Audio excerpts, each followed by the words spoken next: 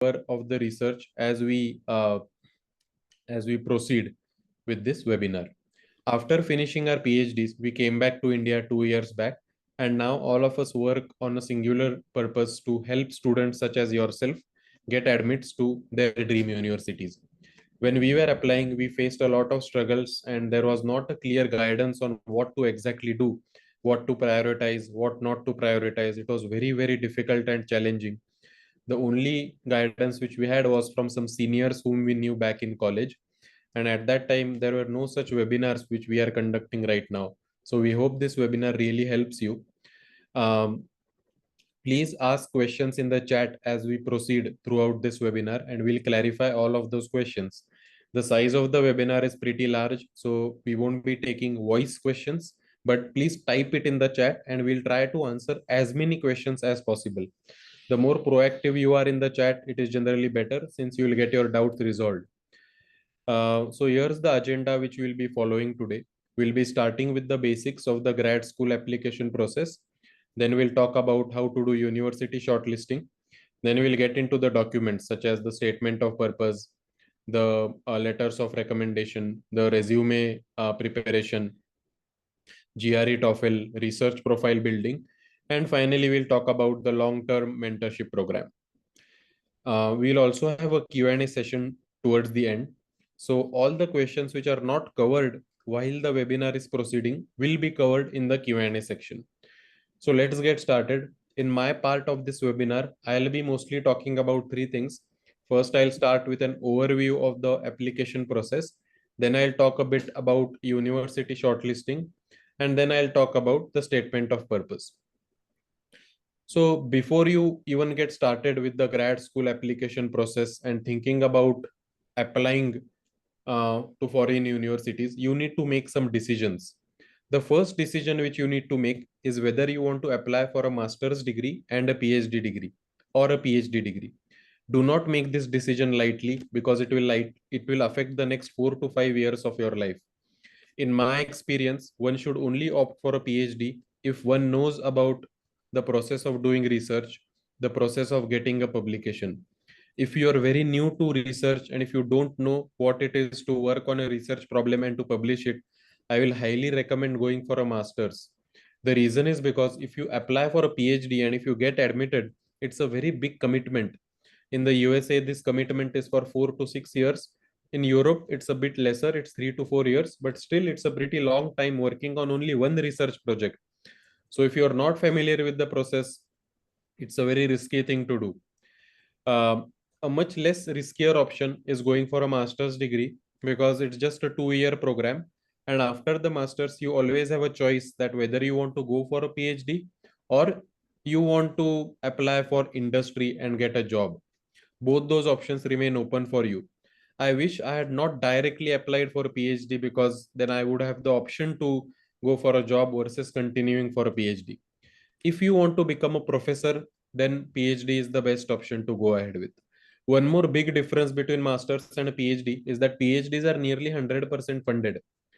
Masters, on the other hand, it is quite difficult to get funding. There are usually four routes to get funding: scholarship, fellowship, RA-ship, and TA-ship. If you go for a PhD, mostly you will get the RA-ship, which is research assistantship. For masters, it's very, very difficult for international students to get scholarships or fellowships. So please do not rely on this. It is very likely that you might need to take out an educational loan of the order of 40 to 50 lakhs usually. If you get a job after masters, the loan might be repaid in 1 to 1.5 years. It might even take up to 2 years to repay the loan. Another option of securing funding as a master's student is getting an RA-ship or a TA-ship once you get the offer from the university. Not many students know about this option, but you can email professors to ask for these. Let's say you have decided that you want to go for a master's. The second decision which you need to make is whether you want to go for the fall cohort or the spring cohort. The fall cohort starts in August or September. So the next fall cohort in the US starts in August or September of 2025.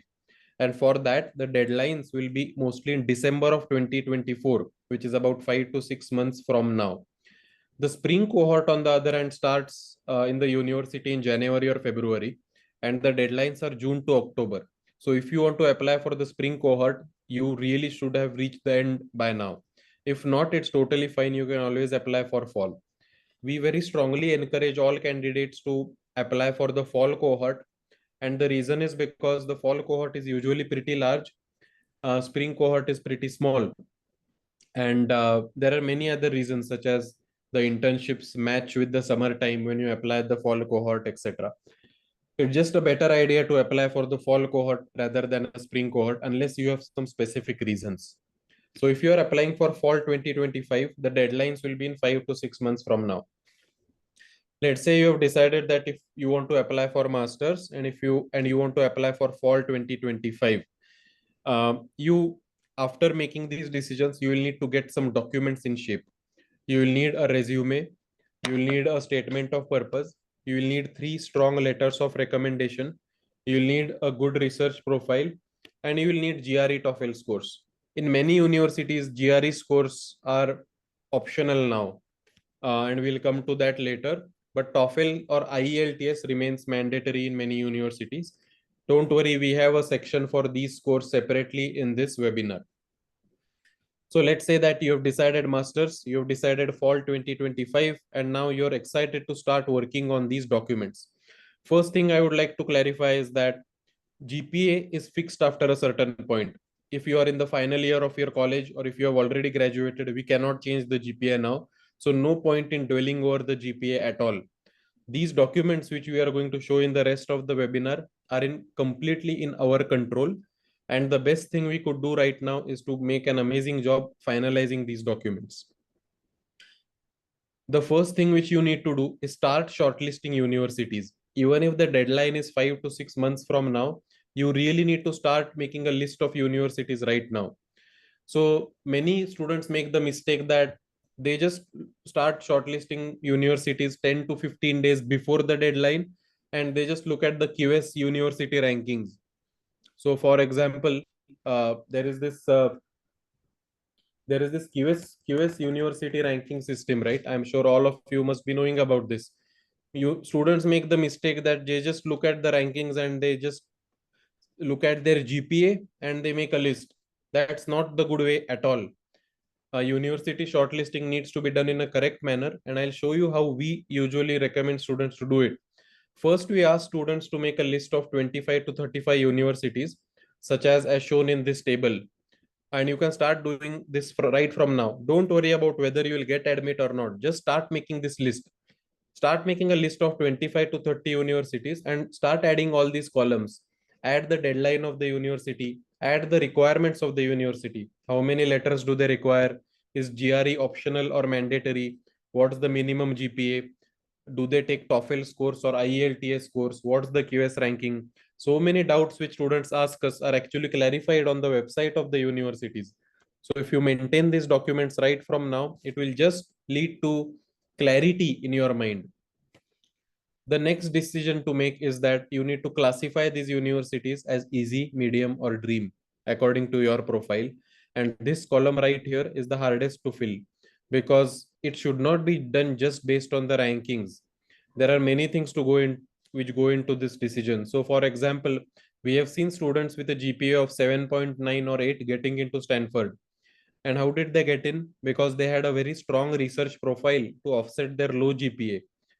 So many things make a difference. Research profile makes a difference. Internships make a difference, which can offset your GPA.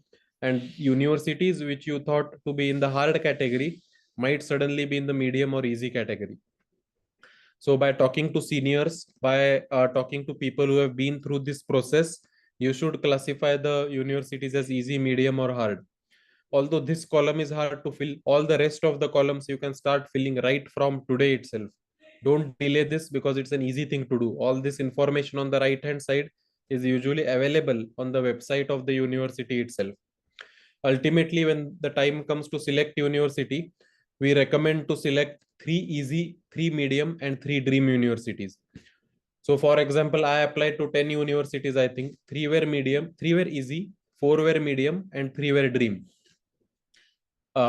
This is a good rule because it also minimizes risk when you apply to grad school universities. So start making the list of universities right from now. Once you start making the list of universities, there are some documents which you should start making parallelly. And one of the most important documents in the whole application process is the statement of purpose. I am sure there might be a wide range of candidates in this call or in this webinar. Some of you might not know what an SOP is or a statement of purpose.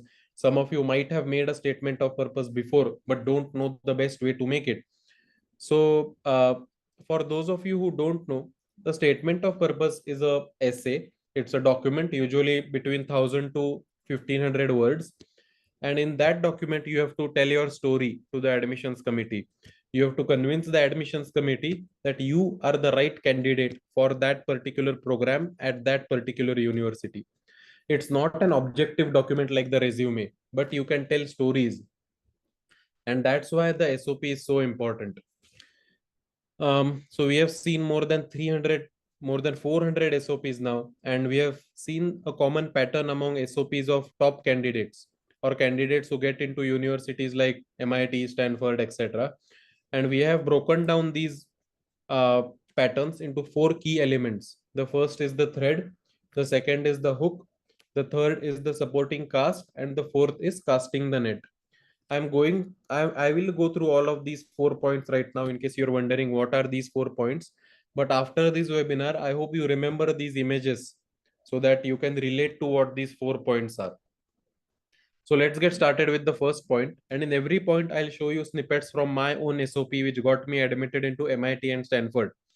The first thing which you should do before even starting to write an SOP, or if you have written your SOP, is ask yourself, what is the vision which binds my SOP together?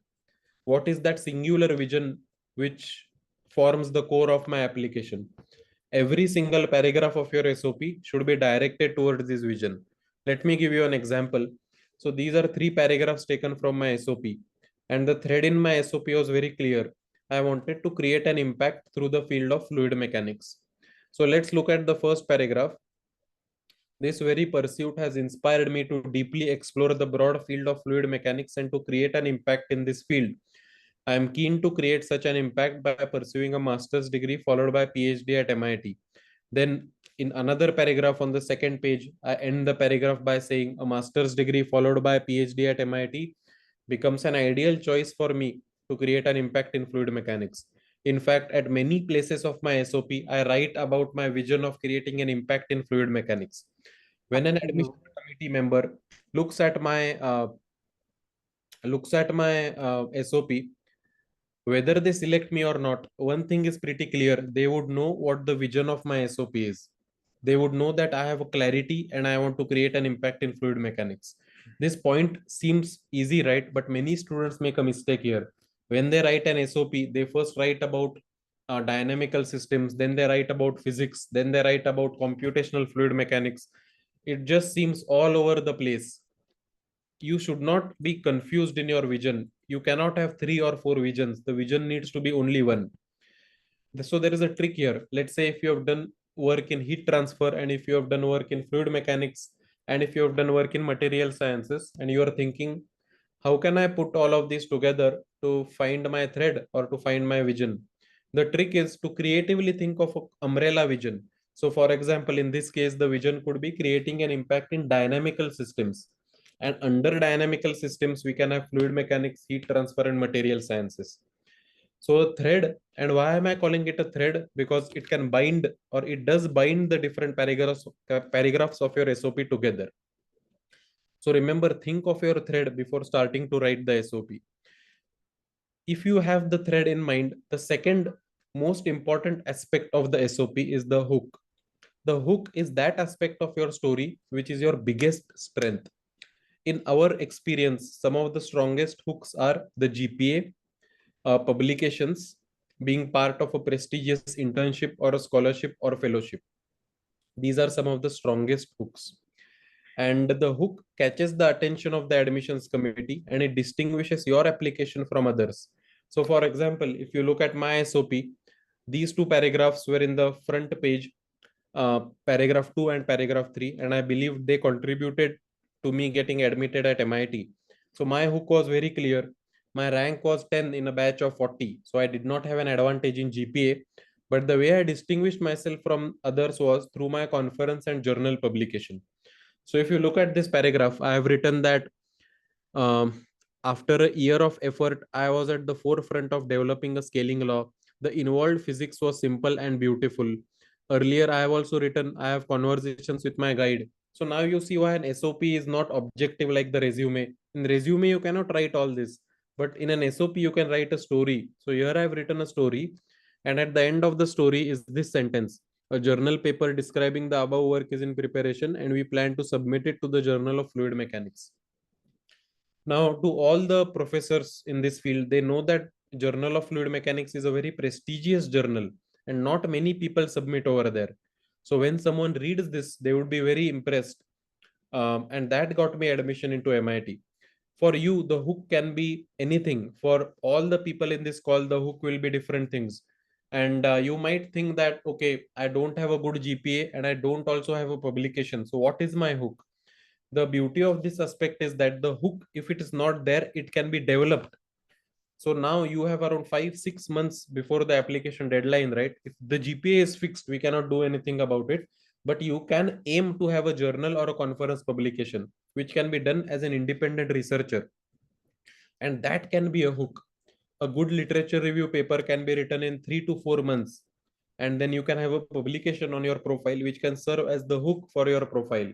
So don't feel sad or don't feel down that my GPA is not good and I don't have a hook. You can develop a hook if it's missing. If your hook is there, identify it.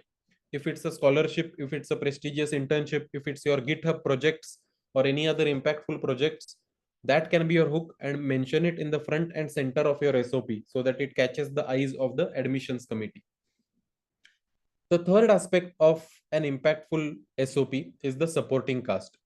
So none of us comes into undergraduate thinking that after 4 years, I want to apply to grad school in the field of fluid mechanics. So every single thing I do in these 4 years should be related to fluid mechanics. All of us have done random things which are impactful things. The question is how to integrate these random things, but which are impactful things in your SOP if they are not related to your main field. So I also faced this problem. I was applying to fluid mech, but I had an internship in installing solar panels, which is completely unrelated to fluid mechanics. But I had done this internship at a prestigious company, ITC. So I wanted to include this point. So this is how I did this. I used the sandwich technique. The sandwich technique is basically you start out with something related to your vision and you end with something related to your vision. And in the middle, you add that thing which is not directly related to your vision. So for example, here I started with saying that I wanted to create an impact, and I ended by saying that I wanted to create an impact in fluid mechanics. In the middle, I wrote everything about this internship.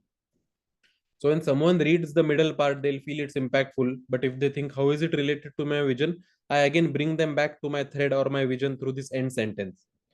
So remember, you can have tangential things, but always relate it to your main thread or vision when you reach the end of this paragraph. And finally, the last thing which many candidates make a mistake is casting the net.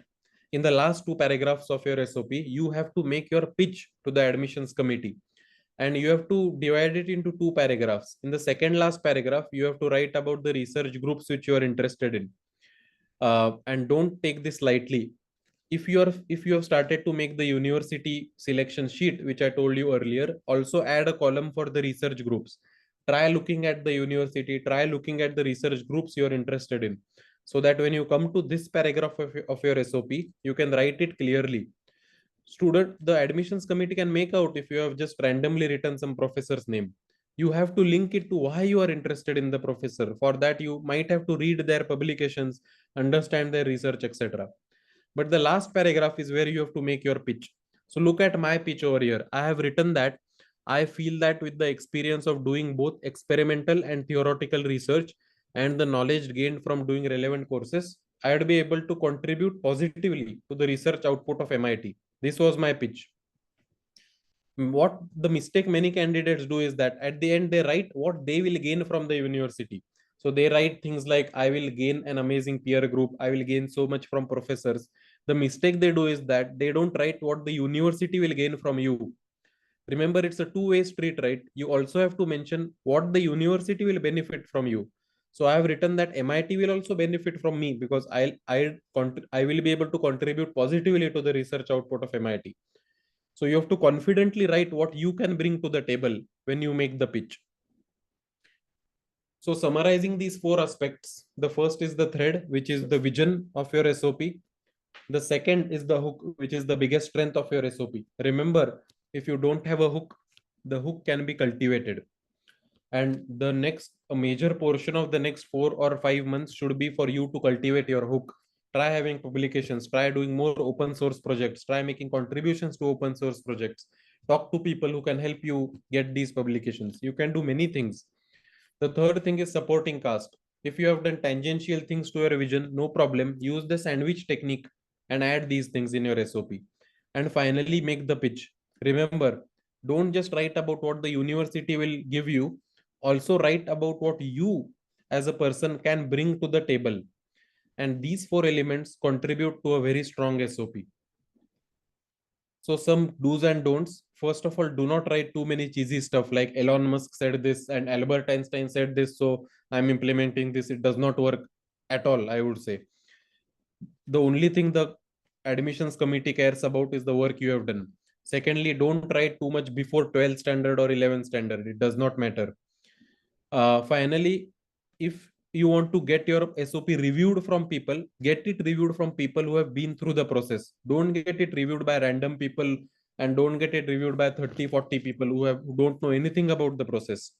Get it reviewed from people who have received admits to top universities. They'll give you brutal feedback, but they'll give you honest feedback, which will help you a lot.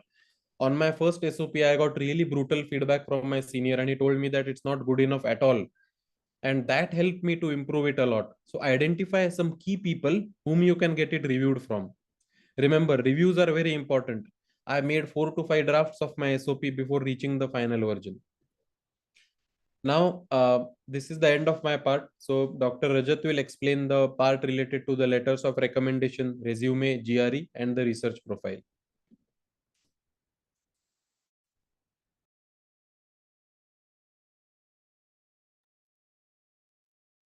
Okay, thank you, Raj. In part number 2, we will be covering the rest of the documents which you will need to prepare your application. And we'll cover the letter of recommendation, resume, English exams, and finally we will cover research profile building. So letters of recommendation or LOR, these are documents where people typically endorse you for your skill sets. This endorsement can be for your research skill set, it can be for your academic skill set, or it can be for a combination of both. We have seen that a lot of students, they take their SOPs very seriously, but they completely neglect the letter of recommendation, thinking that this is something I can do towards the end of my application, that is close to December. So one thing all of you should really understand is that letters of recommendation, although they don't take a lot of time to prepare, they are one of the most important documents in your entire application process. And okay, so now let's look at what exactly are LORs and how can I make these documents very strong. So generally there are 3 factors whenever you're writing any LOR. The first factor is the credibility of the letter.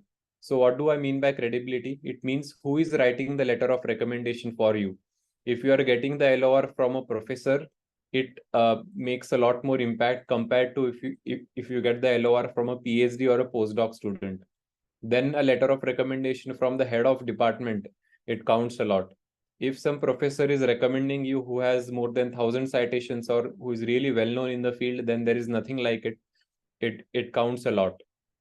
So the credibility of the person who is writing the LOR is number one. The second is the diversity which you have in your letters. So what do I mean by diversity?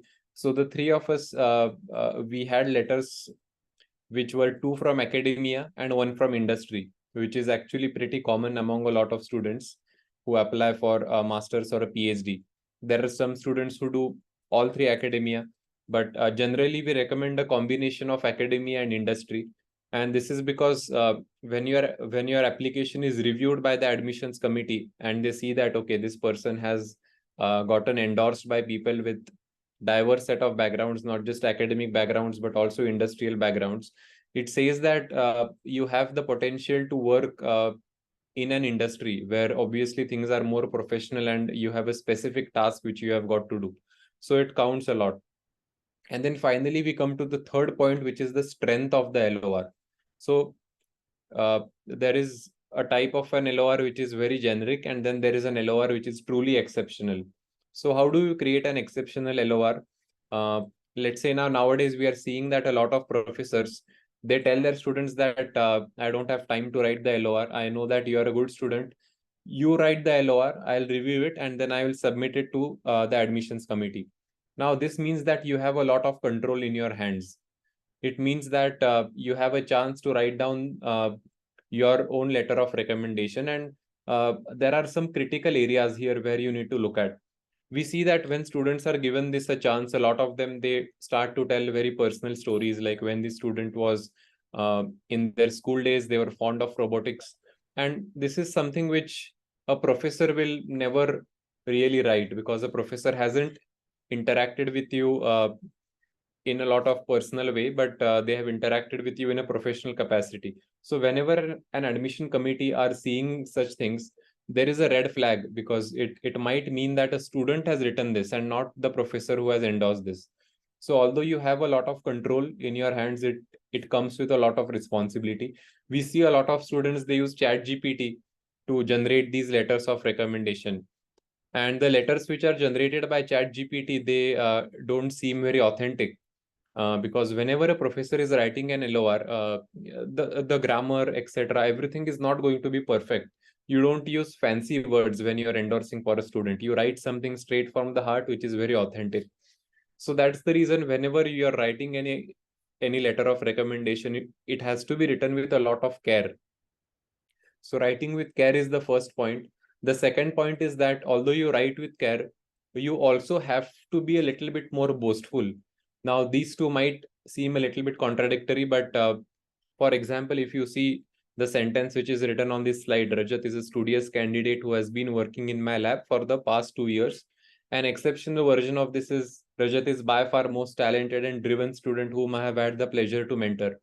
Now, this is completely fine, because an admission committee is going to be more impacted by an LOR which is more exceptional as opposed to a generic LOR.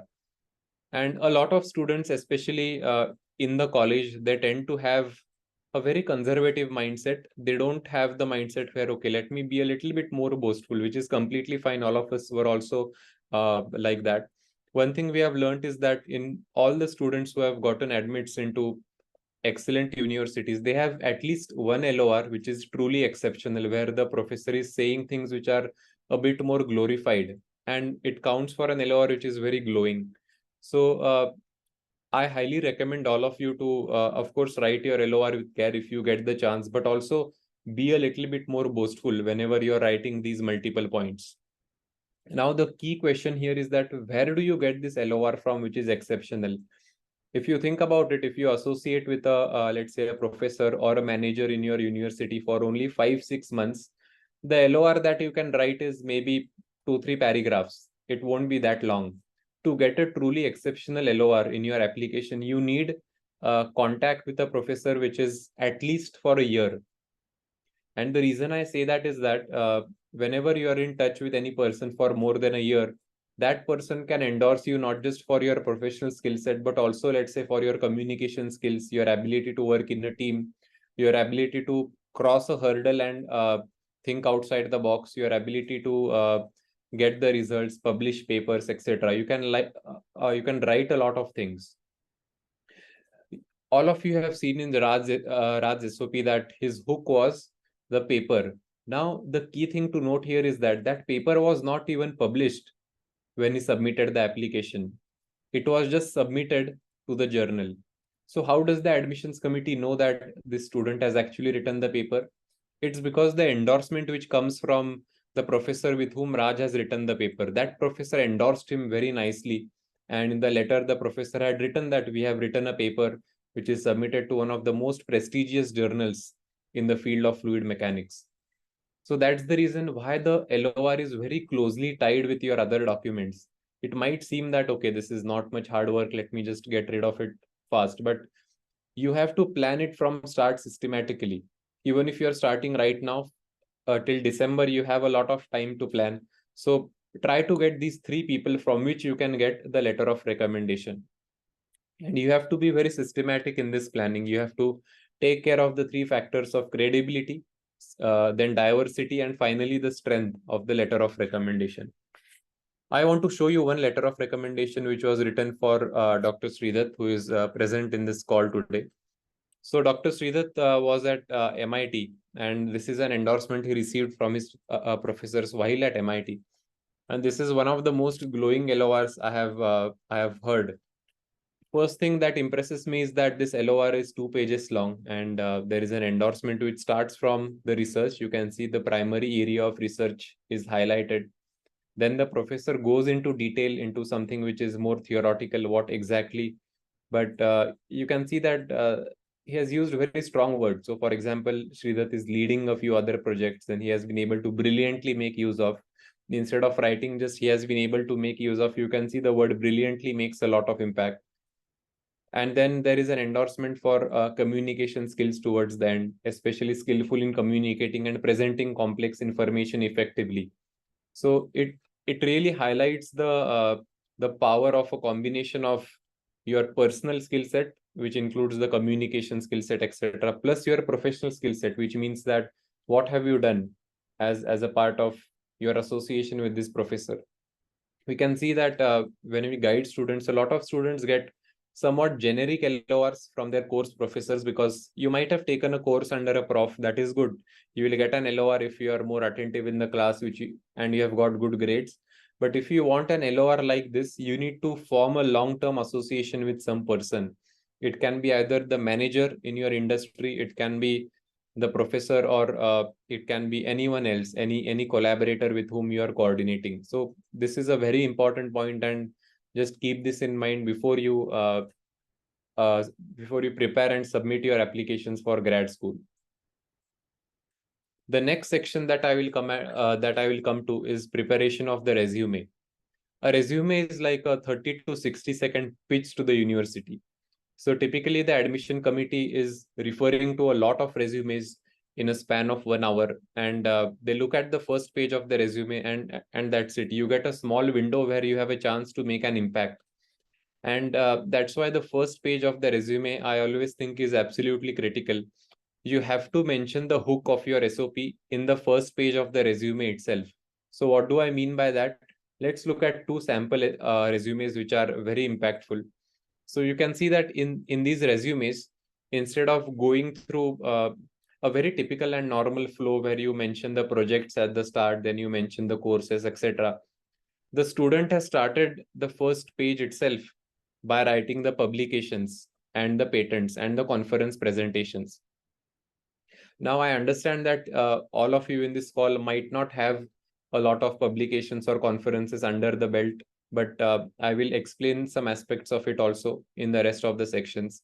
There is no real requirement of publishing a paper before you submit your application, but even if your paper is submitted to a journal, by the time you submit your application, it is completely fine.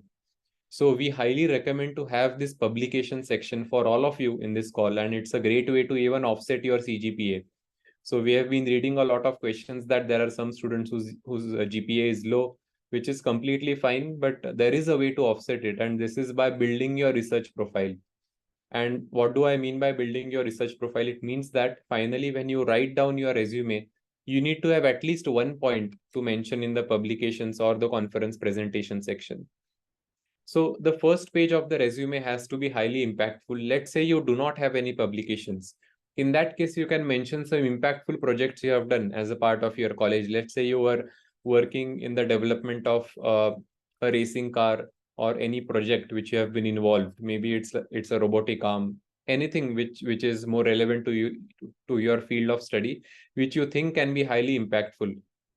So most of the times the first page of your resume is very closely linked to the hook of your SOP itself, because whatever your hook is, that is the most highlighting part of your application, which has to be mentioned in the first page of your resume itself. So this is how you can actually make your resume very impactful and catch the attention of the admission committee really quickly. And then I want to also show you my own resume, which I had written at the time I was applying for a PhD. So this is a resume which is 3 pages long. The reason it is a bit long is because it is meant for a PhD application. Master's application resumes are typically 2 pages long. They don't go up to 3 pages in length. Now here also you can see I have started with the academic qualification, which is quite common. A lot of you can start with that. Then I have this publication section. Now I had 0 publications which were published by the time I was applying, similar to Raj. However, I had written that these papers are in preparation and submitted. And I got an endorsement from this professor S. Pushpavanam also, who was my guide for this particular project. And that's the reason why the admissions committee really believed that, okay, this student has actually submitted this work. Another very neat trick is that you can create your own portfolio website, and you can add this project onto that website, and you can reference it here in this publication section. This is another way. Of course, you have to take a permission from your professor before you do that, but generally we have seen that many professors are gracious enough to allow this permission to the graduate students. If you are honest, if you tell that I want to showcase this in my resume, you can find a workaround. And then I mentioned about the conference presentations, which are 3, 4. Some of them are delivered by me, some of them are delivered by my professor.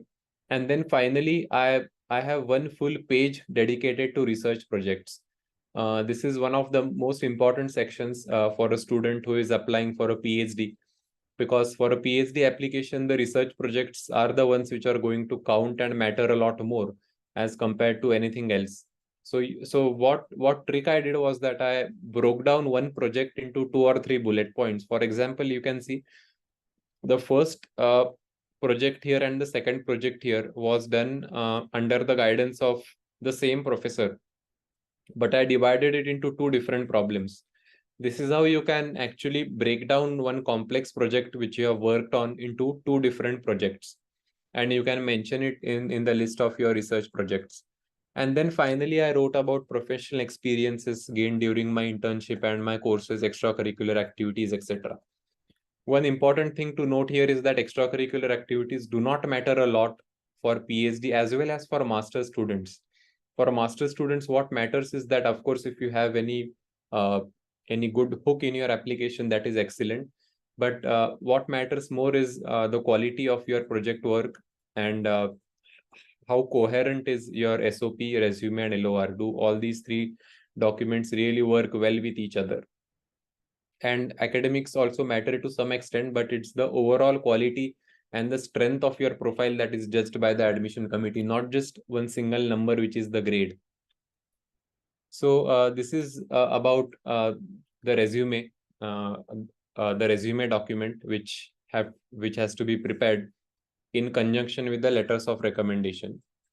So now let's look at some key areas and some do's and don'ts. So for a PhD application, as I have mentioned, you have to write down a very much detailed explanation of the research projects.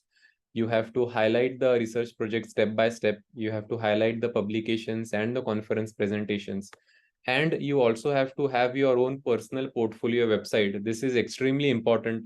It takes hardly 1 or 2 days to create a good portfolio website. And now using the help of AI tools, I'm sure it's even more simpler to create excellent personal portfolio website. So this is the first thing you should do after this webinar. Just go ahead and build an awesome portfolio website for yourself, and keep on updating it as you do more courses, as you do more projects, as you publish papers, etc. Keep on updating it. So this is a very important point. The second point is that if your CGPA is strong, make sure to include it in your resume and include the courses taken also. For master's applications, do highlight extracurricular activities and any other activities. And for PhD applications, teaching experiences count a lot along with research experiences. And here are some do's and don'ts when you prepare your resumes. So do not include your gender, marital status, and all these things in your resume. the first page of your resume should be very impressive, and this is very important. Do not make any grammatical errors in your resume, because once a person spots that, it really brings about a very bad impression about the way you have written your resume. So make sure that you do not have any grammatical errors. Make sure your formatting is very professional. We used this software called Overleaf to prepare our resumes. Many of you might have heard about it, but if you have not, just go ahead and type Overleaf. It's a tool to create resumes in the format of LaTeX. So LaTeX is a language which helps you to create very beautiful looking documents and very professional documents. And Overleaf is a software which helps you write LaTeX documents in a very simple way. You don't really need to know the language. So you can head over to Overleaf and write down these documents, which can create a very professionally formatted resume for you.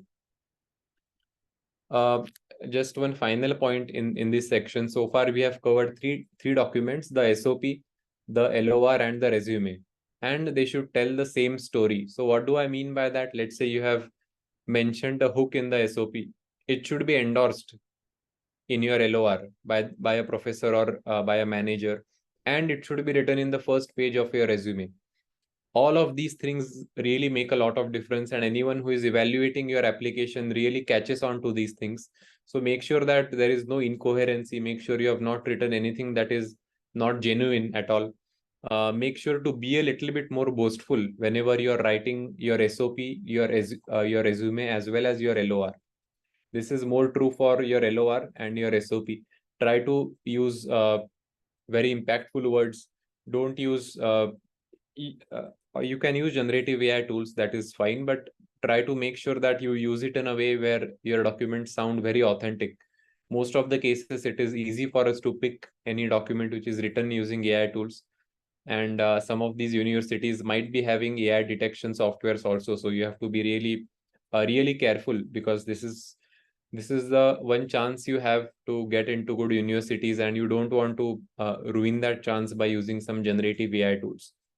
So these three documents should work really hand in hand with each other, and they form the crux of your entire application story. Now, the next section that I want to cover is about English exams. The importance of this English exams have been reducing as we speak. GRE is now waived off by many universities. In fact, we are recommending students not to spend their time much on GRE, especially if you have identified universities and you have been seeing in their portal that GRE is not required. Students ask us that, okay, even if it's not required, what if I score good marks and I get and my profile is considered to be at a higher level compared to other candidates? That is never going to happen, because these universities have a very fair process of selecting the applicants. So if they have mentioned in their website that GRE is not really required, you don't have to spend your time preparing for this exam. However, TOEFL or IELTS is important. As students of a country where the native language is not English, we have to show our proficiency in this by giving this test. So TOEFL is an exam which all three of us had given. We had not given IELTS because TOEFL English is not very difficult. It usually takes around 1 to 1.5 months to prepare for TOEFL, and you can get started with it by August, September. It is fine. It will not take much time. The test is divided into 4 sections: reading, listening, writing, and speaking. And even if you get above 100, 105, it is completely enough. Most of these universities have these exams merely as a requirement, but even if you, let's say, do not have a very high score, sometimes even if you get an admit in that university, they ask you to take an English course to make sure that you are up to date and you don't struggle with the courses in the university. So English exams again are not very important, but they have to be done either TOEFL or IELTS as a part of the application process. Now, the last section that I will cover in my part, in which I think some of you have already asked this question in the chat, is about research profile. So people have asked, what exactly is research profile? So research profile is basically, let's say you're able to add the publications or conference presentation section in your resume. You need to have some points or some bullet points to write in that section. That is what is the meaning of your research profile. It means that do you have any articles which are published in any journals? Do you have any articles which are presented in any conference? Do you have something which is published online? Do you have something which is submitted to any journal at all? So all of these constitutes as a research profile.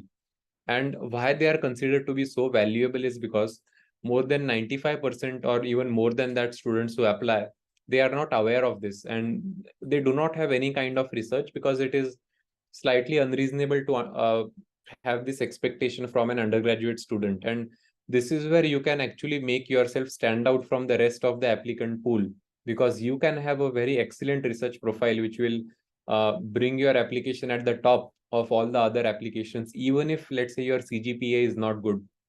So this is something which we really focus on in all our webinars. Some of you have been attending our webinars in the past, and we always recommend to include this research profile. We have guided a lot of applicants in the last year as well, which had zero research profile, but we developed the research profile and then they got admits into some very good universities. So now let's break down a research profile. The research profile can be broken down into 5 different sections. The first are your research projects. Now, these are just projects which you have not yet submitted to any journals, but they are in a report form. All of us have done projects in colleges, and we know that they are not very novel, they are not very original, they are very derivative, but they still carry some value, so it's fine. The next is international research internships. These are short-term internships which you typically pursue in any other country. There are famous international research internship programs like MATAX, DARD, etc. And then finally, we come to the 3 main areas of building your research profile, and those are publications, conferences, and patents. These have the highest values, and these are very tangible research outcomes.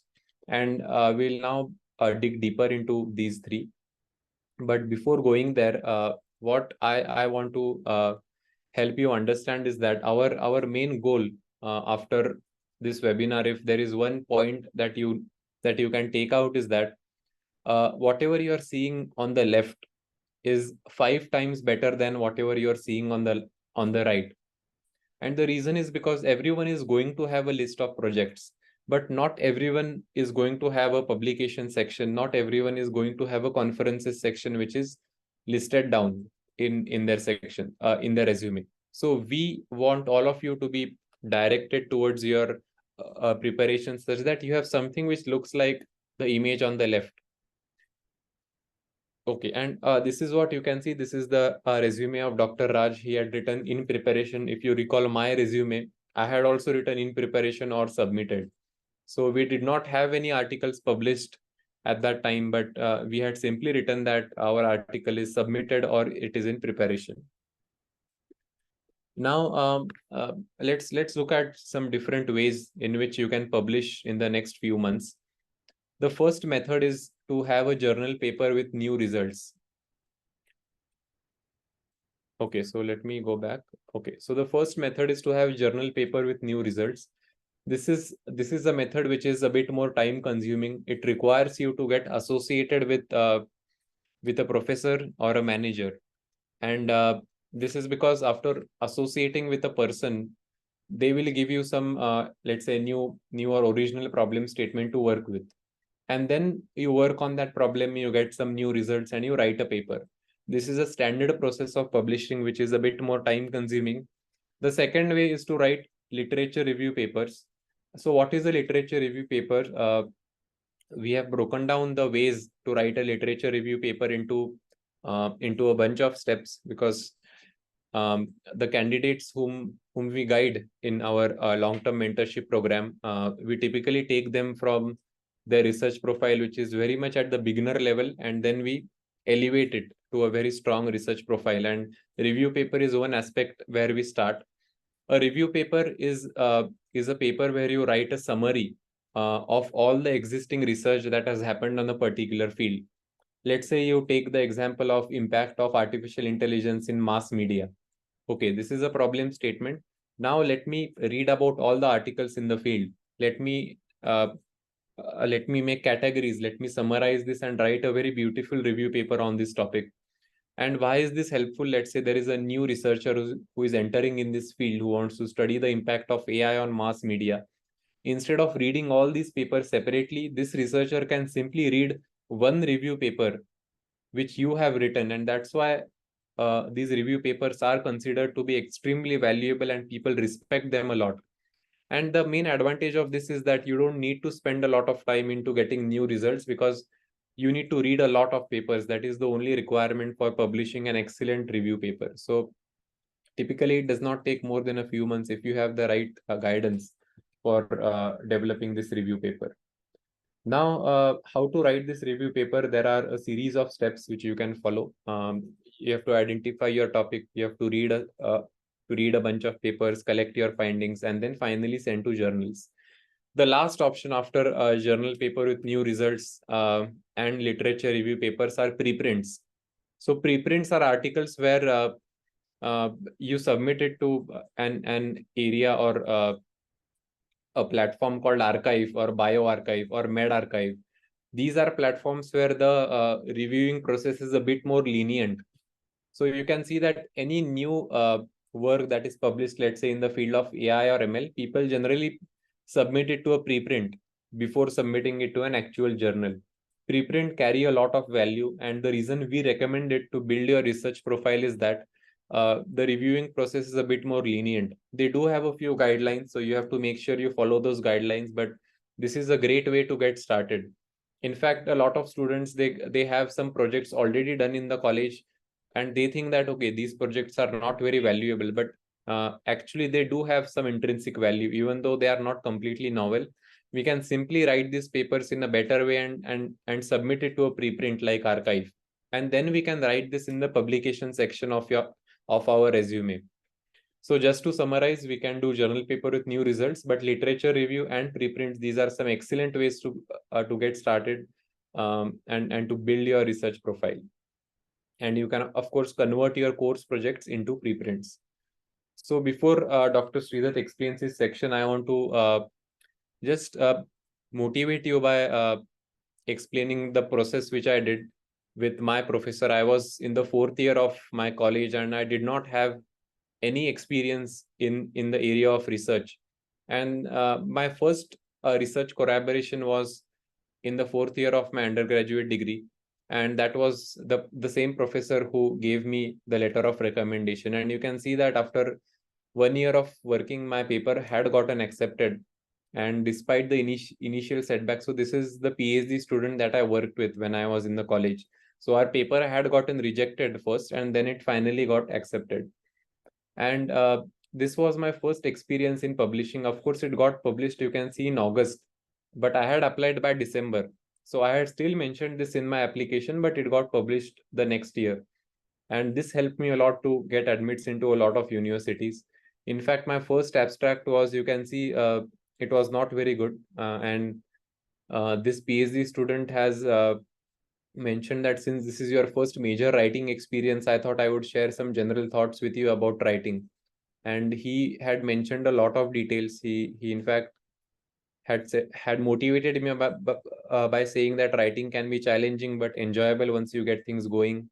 It makes it may take a bit more time to complete a paper, but you can be sure that it will be read by more people with much more satisfaction. So he even said that my first few papers had more than 10 drafts, and after I compiled all the sections together, then the drafts started to become better and better. So this is how my research journey started, and I built my research profile from this. And there is always the first step that you have to take in building your research profile. And after you take that step, you will get the confidence to go to the next step. So now I'll stop sharing my screen, and Dr. Sridhar will explain about the rest of the session. Thanks, Rajat. Very inspiring. So in this section, I'll talk about what Raj and Rajat have been covering in their sections in a nutshell, and we lay a vision for the next few months. So this is end of June. So you have July, August, September, October, and November, 5 months. And the applications for US universities for fall 2025 is mostly due by end of November. That's the regular application deadline. Some universities have in the mid of December. So in short, you have to currently focus on two aspects. One is building a strong research profile and crafting a strong story in the application. And that's what LTM is for. So LTM stands for long-term mentorship. So this is a sample, let me just go back. This is a sample uh, paper which we worked with one of the students last year. So basically she had an initial crude version written which we converted into a final really good version. So essentially convert your projects, or if you have worked on research problem statements in the past, try to draft up it in the form of a paper, try to make it better, make good figures, and write it in the form of a paper. And you can also try your luck submitting it to conferences or journals. There is no harm in trying. It may or may not work out. And if you have time to collaborate with the professor or involve the professor in your project, that will be even more amazing. The second thing is building a portfolio website. This is not a mandatory thing. No university is going to ask you for a mandatory portfolio website, but this can give you tremendous competitive advantage, because when you submit your resume, it's fixed, right? Even if you do more things after your application, like there is almost always a gap between when you apply and when the universities actually look at your application. So you will apply somewhere in the mid of November, and maybe it will be mid of January or even February by the time departments look at your application. So those 2 months are very crucial, because you may end up getting a work submitted in a journal, and those things have significant impact. But unfortunately, since you already submitted your resume, what would you do, right? So what you can do is, for the projects that are ongoing, if you think it will become a publication in the future, write up whatever you have in the form of a draft, mention it under the publication section, then in the bracket say manuscript under preparation, and hyperlink the particular draft into your portfolio website. And then you can keep modifying the draft within your portfolio website. So that way the departments can see the latest version of what you have done. In addition to this, one more thing which one of our friends did was, he had a paper which got accepted, and then he emailed the admissions committee at MIT saying there is a significant change in my profile. Would you allow me to edit just one line of my resume? And then they allowed it. It depends on how they think at that moment. It's like a 50-50 chance. They may or may not allow you to edit. But basically, it worked out for him, and he graduated from MIT with a PhD last year. So I just want to show you a walkthrough in the portfolio website of Dr. Raj and myself. So this was Raj's portfolio website, created using GitHub Pages. It's a very beautiful, elegant website. The homepage talks about what he's doing currently. So this was long back. So what he's doing currently, what is the area of research, where did he graduate from, etc. And you can also hyperlink your LinkedIn profile, GitHub repository, like GitHub profile, Google Scholar page, etc.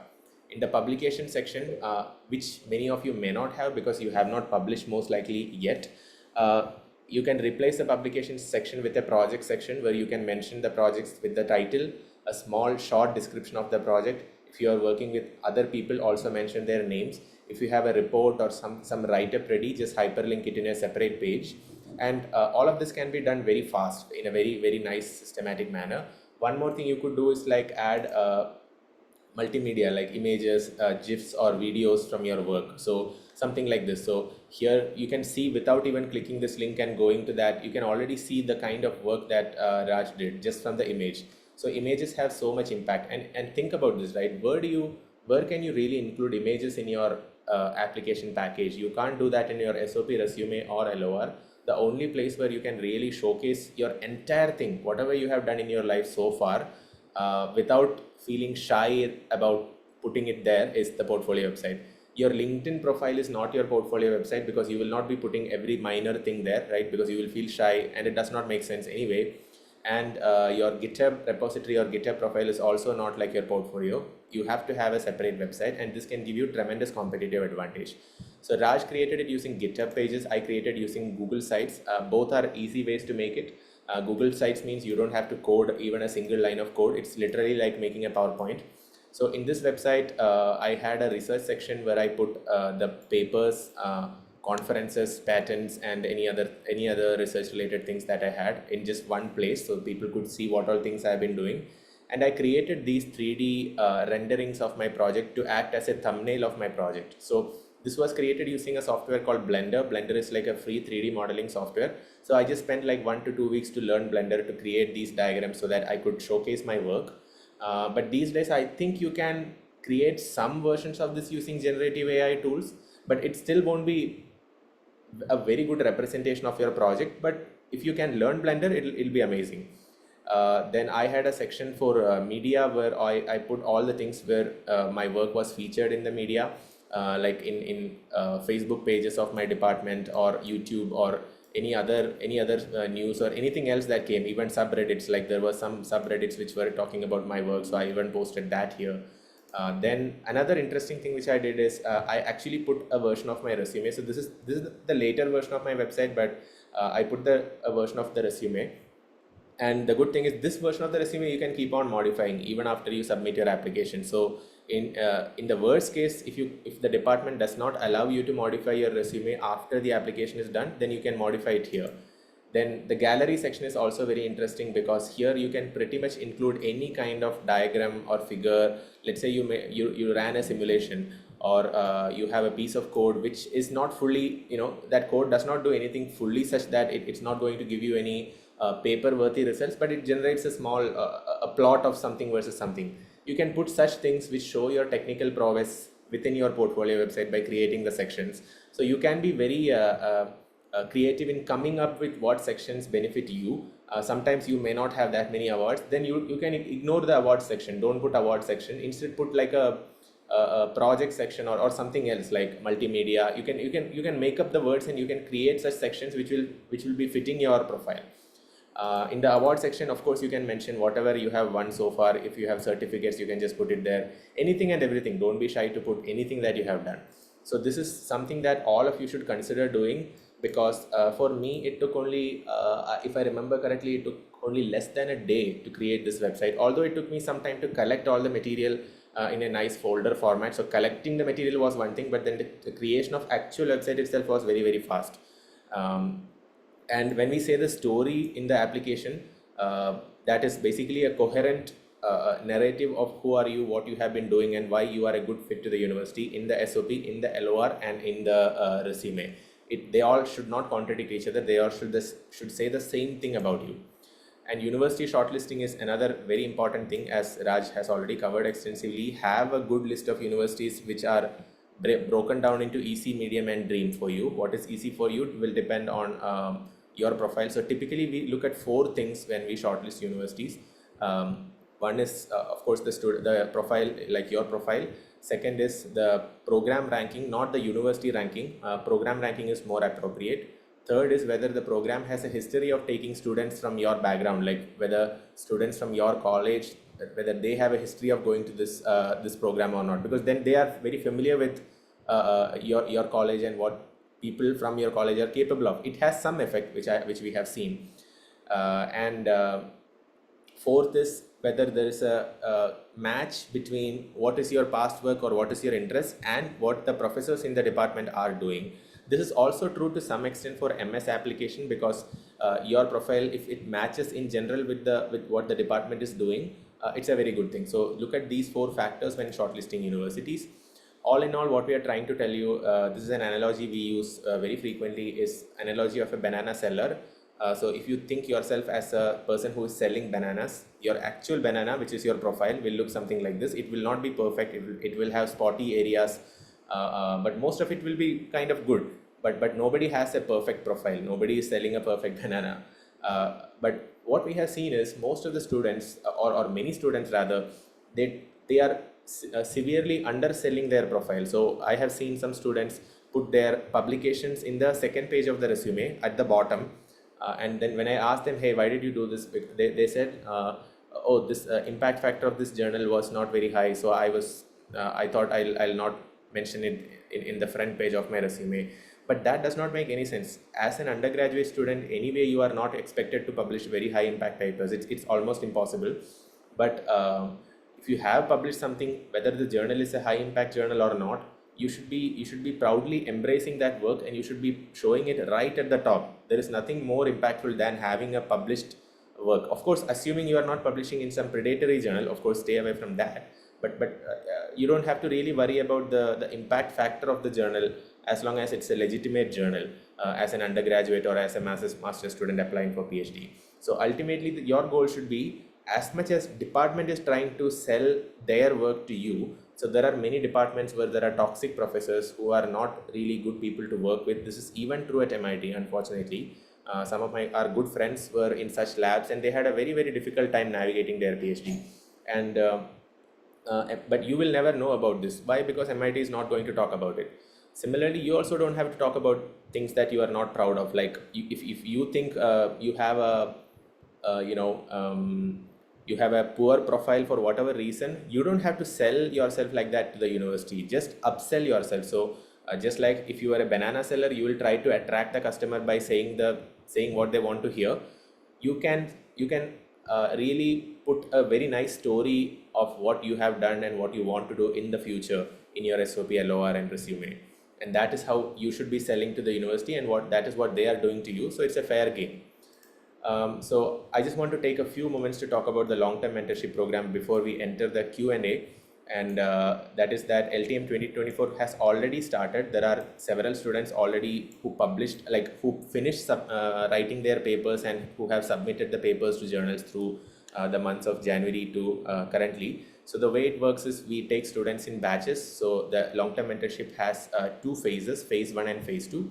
Phase 1 is about working on the research profile, where we'll work on a review paper or research article, depending on whether you have something already or whether you don't have anything yet. And the duration of this will be 3 months. So if you start right now, it will be from July, August, and September. We will not take any students for phase 1 starting from end of next month, because we are closing the phase 1 permanently.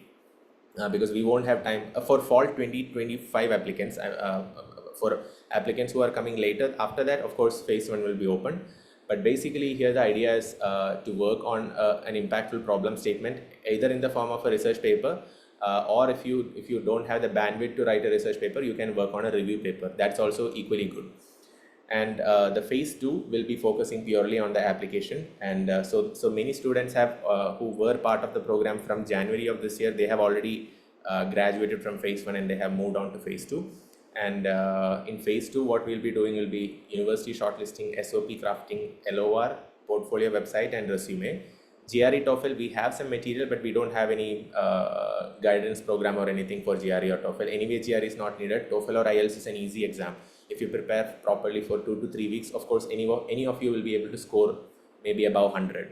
So that's about phase 2. And both phase 1 and phase 2 are applicable for two types of people. One is research, like MS or PhD applicants, or second group of people are research internship applicants. Like, there are DAD, MyTax, there are a bunch of research internships, right? So you can also try for that.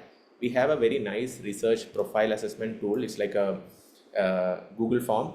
It's not like an AI tool which will help you assess your profile. It's a manual form with large number of questions which will help us know what your story is, so that during SOP crafting it will help us. So one of the first things all the LTM candidates do is fill this form.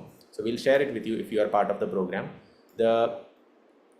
We had decided to continue LTM this year even before the admit results of 2024 this year came, because even without the admits, the LTM 2023 was so successful. Most of the people some people wrote multiple papers.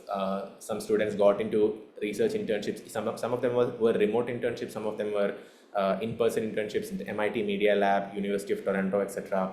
And very interestingly, we got to work with students from a large different set of backgrounds. So collectively, Raj, Rajat, and I, we originally had exposure to mechanical engineering, fluid mechanics, AI, computer science, and computational sciences, and a few other fields. But we also, in addition to that, we got to work with students from economics, finance, architecture backgrounds, even gender studies. So there were so many students from so many different backgrounds, and it's so amazing, the learnings about storytelling in scientific literature, the way you can translate it from one field to another. It's so amazing. So it was a great experience for us to work with these students, and we are, of course, all credit goes to them. They did the hard work, the blood and sweat was theirs, but we were so happy and proud to make it happen or help them make it happen. And we also have a thriving community. We have a very nice newsletter mailing list. So we engage with a lot of students through the mailing list itself. And we also have a Discord community, which we set up over the last 1 year. So we'll be sharing several details about that, the link to join these communities also in the chat. I just want to show you some sample papers from last year. It's loading a bit slowly. So basically, these are some sample papers that students worked with us last year. We had so many papers. I'm just showing you a sample. Mind you that some of these students had zero experience in even coding, and they ended up working on writing an ML paper, and they are still continuing to work with us even after they graduated from the LTM 2023 program. Some of them some of them were in their second year. They got into research internships in Germany, Canada, etc. And some of them were actually people who applied for MS and PhD. These are a few other papers. Several papers were very nice, comprehensive review papers, and several other papers were research papers. And some students also wrote conference papers. So the content of the paper was a bit shorter than a review paper. So conference paper was more like 4 to 6 pages long, and it got accepted into conferences in Canada, Australia, etc. So it was very nice outcome. But the more important thing was the outcome in terms of admits. So that was also really good. So this year we actually have a big Excel sheet of list of people who got admitted. Maybe let me actually try to find it. Let me stop sharing just for a second. I just want to show you if it's available to me right now.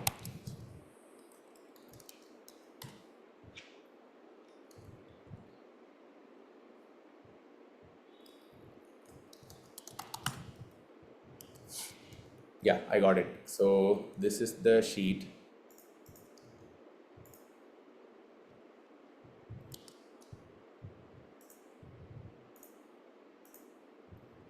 I hope you can see the screen.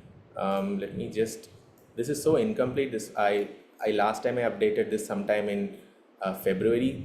So this 39 number is now maybe around 70, but most of the students ended up getting actually multiple admits. And the more surprising thing was that some universities like Johns Hopkins, Duke, etc., that very rarely take Indian students. We actually had multiple admits to Johns Hopkins this year. Like 5 students got into Johns Hopkins. To CMU also 5 students got in. Couple of them were in CMU MS AII program, which is a very sought after program.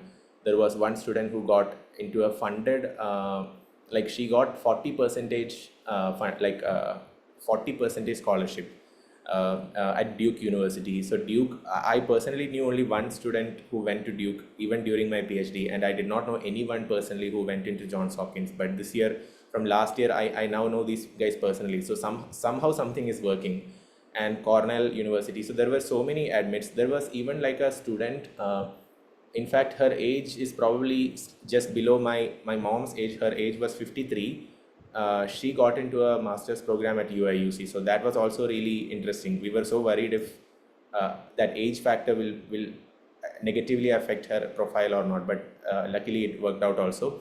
So so we are very happy with what have been going on so far, and we want to continue that this year also. And we'll be more than happy to aim for very high impact universities like MIT, Stanford, Harvard, or any of these top universities. But if your profile is such that you can only aim for a few other universities, of course we'll be also happy to help you. We have been hearing amazing things from people, but I'll skip that because I don't want to spend too much time on that. But in a nutshell, what we are trying to say is we'll help you identify for your research part. We'll help you identify a good and easy, like low hanging fruit research problem statements.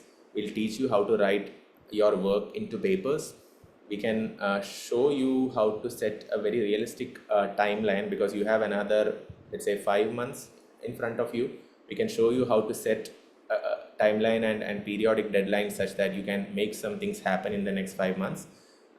We'll also show you how you can submit papers, or if you have something half baked, we'll show you how to convert that into something more valuable and meaningful. And on top of all of this, we'll also figure out how to craft your story and how to pitch it in the most impactful way through these application documents. So as Rajat was mentioning in the last part of his talk, so the outcome that we are realistically expecting is, imagine you are a student applying from India to the US. You are competing against people from China, South Korea, USA, Europe, everywhere, right? So if your resume looks something like this with bunch of projects, you won't find a single student without projects who's applying to these programs. So now imagine I am in the admissions committee and I'm having like 1,000 resumes and I have to shortlist 50 students into my department. How will I, like, I'm looking at these projects and I'm just reading the title of the project authors.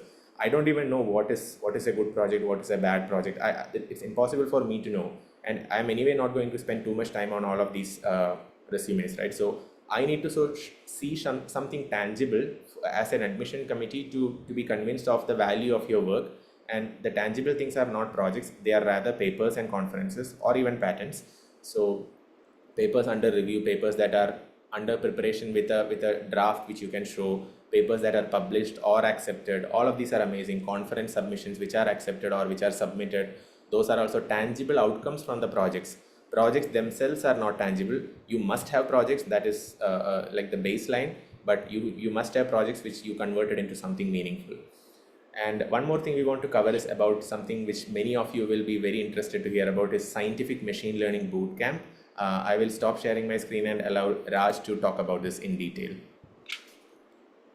Yeah, thanks, Shridath, for the amazing presentation. So what happened last year was that we had the long-term mentorship program, but then many students reached out to us, and I can see in the chat also that there are some students who specifically want to publish a paper in machine learning or in artificial intelligence because they want to apply in this field. Now, the problem is that the field of ML and AI is getting so saturated that it is becoming difficult to distinguish yourself from other candidates who are also applying in this field. So in my PhD, I had actually transitioned from mechanical engineering to machine learning. And I was lucky enough to do that because I discovered a new field which is called scientific machine learning. This field is awesome because it integrates physics or engineering with machine learning itself. And I'm pretty sure that as a student, if you have a research publication in this field, it will tremendously set your profile apart from everyone else and give a huge boost to your application profile, especially for students who want to transition to ML and for students who want to apply to CS. And this does not only is not only valid for undergrad students, but also working professionals. So that's the reason we started this bootcamp with three purposes. The first is to help students from any field to transition to machine learning, like I did from mechanical engineering, to do impactful projects in this field, and to publish your first machine learning paper in this field of scientific ML. So this was the vision behind this bootcamp, and we just launched it in the January of this year. If you are in this call and if you belong to any of these fields which I have shown on the screen, and if you want to transition to machine learning, you can do it through the field of scientific ML. So I strongly believe that anyone can transition to ML if they have the belief to do so. I did not know anything about ML until I wanted to transition to it, and I learned everything from scratch. So we have included all of those learnings in this bootcamp.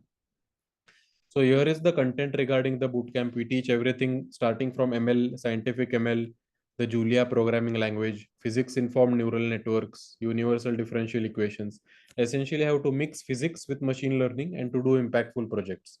So here are some cool projects which you will do at the end of this bootcamp. The first is COVID-19 infection prediction using scientific machine learning. This was the project which got me my PhD. And after this bootcamp, you can add it to your resume. The second is black hole modeling using scientific ML. This is another awesome project. Everyone else will have common projects which they have taken from Kaggle and GitHub, but you won't find these two research projects anywhere on the internet. Here are some snapshots of the projects which you will be doing as a part of this bootcamp. The first is for mixing physics with ML. The second is black hole modeling with ML. And if you want to publish an ML paper which looks like what I've shown in the screenshot here, that's the end goal of the scientific ML bootcamp, so that you can boost your profile by 5 to 10 times. So to cater to everyone from different stages in their career, we have different plans in the bootcamp. So you can head over to this link right now to explore the bootcamp which we have created. We have hosted it on this website, and you can see that there are 4 plans: the researcher plan, the student plan, the community plan, and the industry professional plan. Student plan and community plan is for people who just want to explore the content, do the assignments, and have projects on their resume. The researcher plan and the industry plan are for serious people who want research publications with our guidance. There is one free course here, which is why engineers need to learn scientific ML. If you want more motivation in this field, I encourage all of you to go through this free course, which we ourselves have created, and I'm sharing the link over here. Watch this course in detail and try to understand why scientific ML is so important and how it can help you in your applications. Coming back to the presentation, I already told you about these 4 plans: the student, community, researcher, and the industry professional. So here are some testimonials from students who were enrolled in this plan. Uh, we are really overwhelmed with the response which we have got so far. We expected only about 10 to 15 students to join from January, but up till now, around I think more than 100 students have joined the boot camp. Many are in the student and community plan, but many are in the researcher and the industry professional plan also. And it's like a 50-50 split. Half of the students are from colleges and half are working professionals. So this is proving valuable to people at various stages of their career. So the main goal is 4 things: help you transition to ML from any field, implement real life projects and convert these projects into publications, and finally add these ML projects to your CV or to your resume so that you can separate yourself from the crowd, especially for this crowded field of machine learning and AI. And now I'll ask Sridhar to talk about his experiences at MIT. Yeah, I'll be very brief here because so that we can also answer some questions in the chat. So basically, uh, spending 5 years at MIT was incredibly transformative, and while it's obvious that that will happen, it was for different reasons. So I was actively looking for some person at MIT who was not passionate about something. Just like I was curious about the kind of personalities of people who came to colleges like these. But surprisingly, or I was so gladly surprised to find no one that I knew in my circles personally who was not incredibly passionate about at least something in their life. Some of them were passionate about research, some of them were about entrepreneurship, some of them had other passions outside of either of these. And I'm pretty sure many of these people are in the future going on to become, some of them might become, who knows, president of the United States or president of some other countries, or big CEOs of big companies, maybe 20, 30 years down the line. So it has been an absolute privilege to spend time with some of the best minds in the world. But more importantly, I also matured as a person. Like at IIT, I was just purely studying. Like I was spending most of my time in the library. I was not just not interested, I was also not very comfortable thinking of doing things outside of studies. But at MIT, we ended up doing so many things that I never thought I will even do. So Raj and I even had a improv comedy show at Boston Comedy School where people paid, they had to take tickets to come and watch us enact a comedy program. So many such crazy things which we did. Raj and I, we very routinely we used to go for hikes, skiing trips, cabin trips, slasher movie, long nights, many things. So I would not trade those years for anything else. So since all of you are planning to apply for grad school in a good university, it's really the right decision for you. It will the the return on investment of, even if you, let's say, not get funding and you go for an MS, like it's an investment which will transform the rest of your life. So it's a very good thing that you guys are thinking about this. And with that, I think we can come to the last slide. Raj, maybe you can go to the next slide. We'll go to the Q&A, but I just want to show one thing. So if any of you are interested in long-term mentorship or scientific machine learning bootcamp, you can send us an email. In the email, the email is hello@flyvidesh.com. So we have, all of us have, 3 of us have access to this email. So one of us will get back to you. But please don't write an email with just "Hi, I am interested," just a one-liner, mainly because we anyway get hundreds of emails and it's impossible to prioritize your email if there is not much information in it. So just give your proper information. Who are you? What are you currently doing? What makes you interested in scientific machine learning bootcamp or long-term mentorship program? And also attach your latest resume so that we have some idea what you have been doing in the past, and we can also give some recommendations if we have some thoughts. So just send us an email if you are interested, and we will get back to you with details.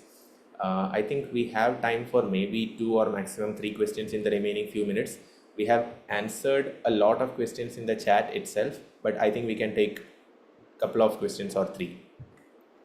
Yeah, so I have received some personal messages also regarding the LTM pricing and the duration, etc. So we will send all the details to you once you email us at this email address on the screen right now, hello@flyvidesh.com. So all of those things will be clarified. And also regarding the scientific ML bootcamp, it's the same thing. If you want to publish your paper and if you have some ideas and if you want our help in getting that publication, email us at the same email address. Yeah, someone has asked if whether we will provide letter of recommendation if you enroll in mentorship. No, we will not provide. We will not give you a recommendation letter, but we will. If you have a professor whom you are working with or whom you have worked with in the past, we will show you how to draft a very good LOR for the professor so that the professor can modify it and submit it. But we do not usually give LORs unless we work with the student and we know the student's capacity very well. So LTM will not give you that.